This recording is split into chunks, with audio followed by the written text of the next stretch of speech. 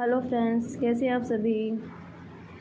मैं शिवानी त्रिपाठी फिर अपने क्वेश्चनों के साथ उपस्थित हूँ। उम्मीद है आप लोगों की तैयारी बहुत अच्छे से चल रही होगी। चलिए हम लोग क्वेश्चन को प्रारंभ करने से पहले आज की मोटिवेशनल लाइन को देख लेते हैं। अवसर एवं सूर्योदय में एक ही समानता है। कहते हैं अवसर एवं सूर्योदय में एक ही समानता है। देर करने वाले अक्सर इन्हें खो देते हैं। तो हमें देर नहीं करना है, हमें जल्दी से जल्दी अपने क्वेश्चन को प्रारंभ कर लेना है और हमें अपनी तैयारी को बाकायदा अच्छे से करनी है, जिससे कि हमारा सिलेक्शन हो सके। तो देखते हैं हम आज का क्वेश्चन। फाइनोडर्मा किसके अभाव से होने वाला रोग है। ऑप्शन देखिए आप सभी। आवश्यक अमीनो अम्ल, आवश्यक वसीय अम्ल, विटामिन ए, कार्बोहाइड्रेट्स।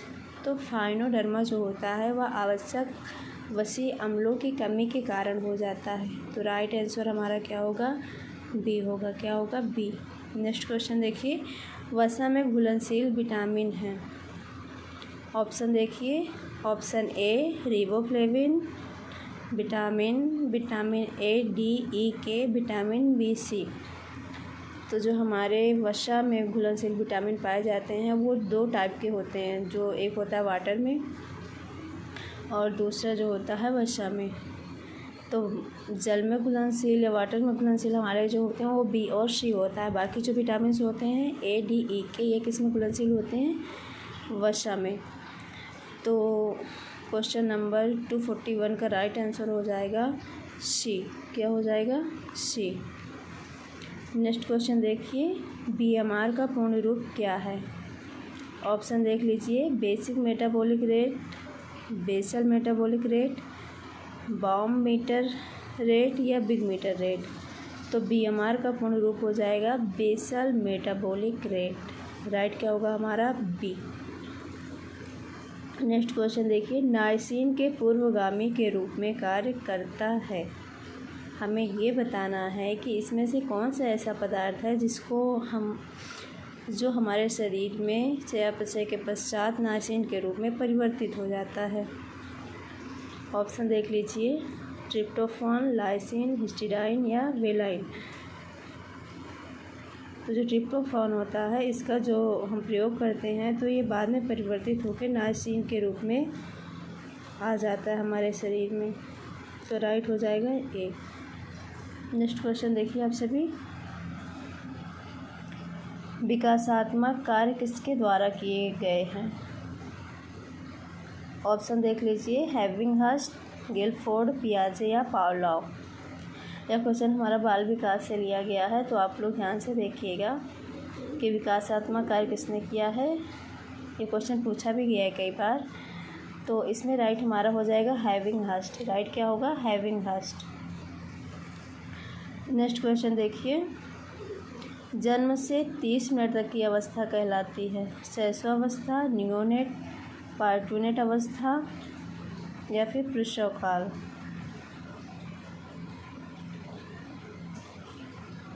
ये क्वेश्चन बहुत ज़्यादा पूछा जाता है। ये ELT 2018 में भी आया था, जिसमें मेरा सिलेक्शन हुआ है। उसमें भी क्वेश्चन पूछा गया था, तो मैं इसमें बहुत ज़्यादा कंफ्यूज हुआ करती थी न्यूनेट और पार्टूनेट में। तो मैंने एक ट्रिक अपनाई थी कि जब तक बच्चा माँ का हिस्सा होता है, जब तक उसका पार्ट उसमें जुड़ा रहता है, उसको हम कहते हैं पार्टूनेट। और ये अवस्था कब तक होती है, जन्म से 30 मिनट तक, क्योंकि तब तक उसकी नाल कटी नहीं होती। और जैसे ही नाल कट जाती वैसे ही न्यू हो जाता है। न्यू नाल कटने के बाद तो उसको न्यूनेट बोल लेते हैं। उसके पहले उसे क्या बोलेंगे, पार्टूनेट, क्योंकि उस समय तक क्या है, माँ का पार्ट बना हुआ है, उसका पार्ट उससे जुड़ा हुआ है। ठीक है, तो राइट हमारा क्या होगा इसमें, सी। नेक्स्ट क्वेश्चन देखिए।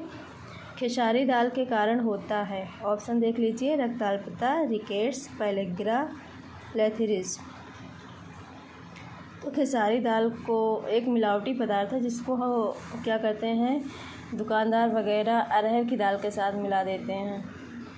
तो जब इसका उपयोग हम करते हैं तो लेथिरिज्म नामक बीमारी हमको हो जाती है। तो ऑप्शन क्या होगा इसका, राइट, डी हो जाएगा। नेक्स्ट क्वेश्चन देखिए। मूंगफली को ख़राब करने वाला तत्व है।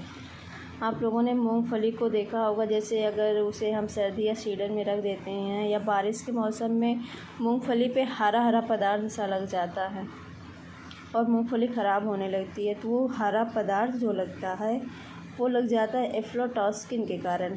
ये क्वेश्चन भी पूछा गया है, ELT 2018 का क्वेश्चन है ये। तो आप लोगों ने ऑप्शन तो देख ही लिया कौन कौन से हैं, ऑक्सलेट, गाइटोशन, एफ्लाटॉक्सिन, बोटुलिज्म टॉक्सिन। तो इसमें राइट हमारा होगा सी, एफ्लाटॉक्सिन। ये पदार्थ का विष बना देता है मूंगफली में, जिसे मतलब अगर हम यूज़ भी कर लेते हैं तो हमारे पेट में दर्द वगैरह स्टार्ट हो जाता है। राइट इसमें हमारा क्या होगा, सी, एफ्लाटॉक्सिन। इसके पश्चात आप लोग नेक्स्ट क्वेश्चन देखिए, ब्यूटारिक अम्ल पाया जाता है। ये क्वेश्चन भी बहुत ही ज़्यादा पूछा जाता है।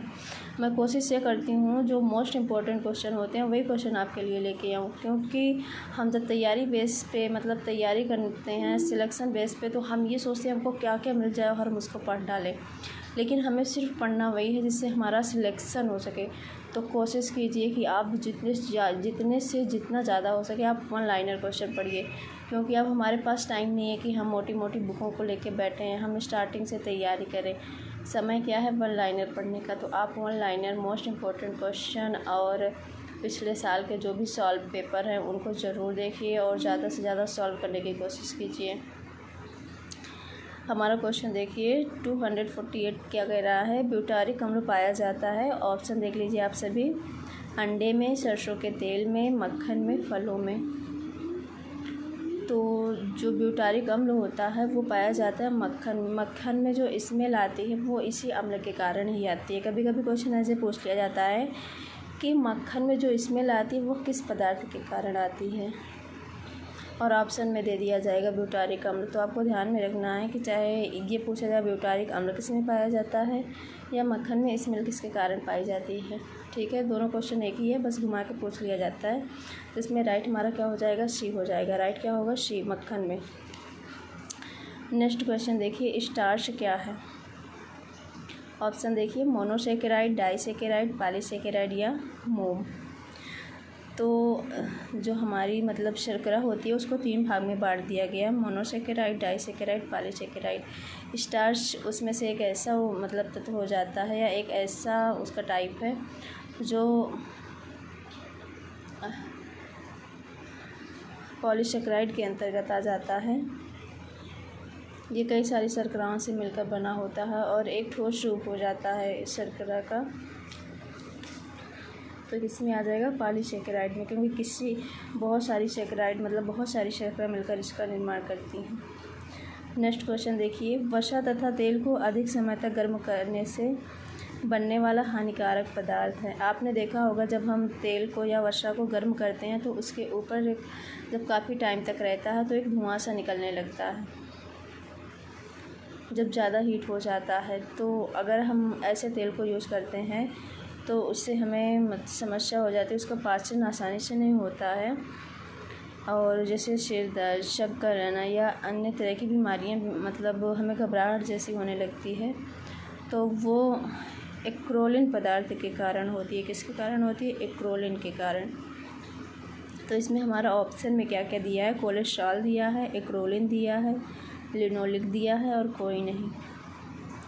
तो राइट हमारा होगा बी, एक्रोलिन। किसकी वजह से, कौन सा पदार्थ बनता है, एक्रोलिन की वजह से। नेक्स्ट क्वेश्चन देखिए, प्रबंधन प्रक्रिया में आखिरी चरण है। ऑप्शन देख लीजिए, आयोजन, मूल्यांकन, नियोजन और नियंत्रण। ये तो भाई सबसे ज़्यादा महत्वपूर्ण क्वेश्चन है। जब हम प्रबंधन प्रक्रिया पढ़ेंगे तो प्रबंधन प्रक्रिया में विभिन्न चरण तो हमें पढ़ना ही पढ़ना है और विभिन्न चरणों को हमको स्टेप वाइज भी याद करके रखना है। तो जब सारे मतलब सभी चरण कंप्लीट हो जाते हैं तो हम उस प्रक्रिया का मूल्यांकन करते हैं, उसके बारे में सोचते हैं कि हमारी जो प्रक्रिया है वो कंप्लीट कैसे हुई या फिर कंप्लीट होने में हमें बाधाएं कहाँ कहाँ पर आई। हम जब अपनी योजना के बारे में या फिर अपने कार्य के बारे में सोचते हैं, उसके अच्छाई और बुराई मतलब उसको कंप्लीट होने में बाधा और कंप्लीट सक्सेस होने में जो यूज किए हैं उन प्रोसेस को जब सोचते हैं तो प्रक्रिया हमारी क्या होती है, मूल्यांकन की प्रक्रिया होती है। किसकी प्रक्रिया हो जाती है वो, मूल्यांकन की प्रक्रिया होती है। तो इसमें राइट हमारा क्या हो जाएगा, मूल्यांकन। इसमें प्रबंधन का सर्कल चलता रहता है कि जैसे हमने आयोजन किया, फिर आयोजन के पश्चात क्या करेंगे, उस अपनी प्रक्रिया को नियंत्रण में लाएंगे, फिर उसमें क्रियान्वयन करते रहेंगे, फिर मूल्यांकन करेंगे। मूल्यांकन के पश्चात क्या होता है, हम फिर से नई योजना बनाते हैं और अपनी योजना को फिर से मतलब जो हमारी आयोजन की प्रक्रिया होती है, ये सर्कल हमारा क्या होता है, राउंड टू राउंड चलता ही रहता है। ना तो हमारी इच्छाएं कभी ख़त्म होती हैं और ना हम योजना बनाने से पीछे जाते हैं। तो हमारी ये प्रक्रिया क्या होती है, चलती रहती है। पहली प्रक्रिया हमारी आयोजन हो जाती है और लास्ट प्रक्रिया क्या हो जाती है, किसी कार्य की मूल्यांकन करना। मतलब कि हमारी लास्ट प्रक्रिया उस मूल्यांकन की होती है। तो फ्रेंड्स, आपको हमारे क्वेश्चन कैसे लगते हैं ज़रूर बताइएगा और चैनल को आप लोग सब्सक्राइब कर लीजिए और शेयर कीजिए वीडियो को ज़्यादा से ज़्यादा। मैं आप लोगों के लिए अच्छे क्वेश्चन लाती रहूँगी जो आपके लिए हेल्पफुल होंगे एग्ज़ाम की दृष्टि से और आपकी तैयारी में मदद करेंगे। सो फ्रेंड्स, चैनल को लाइक कीजिए, वीडियो को लाइक कीजिए और सब्सक्राइब कीजिए। Thank you friends.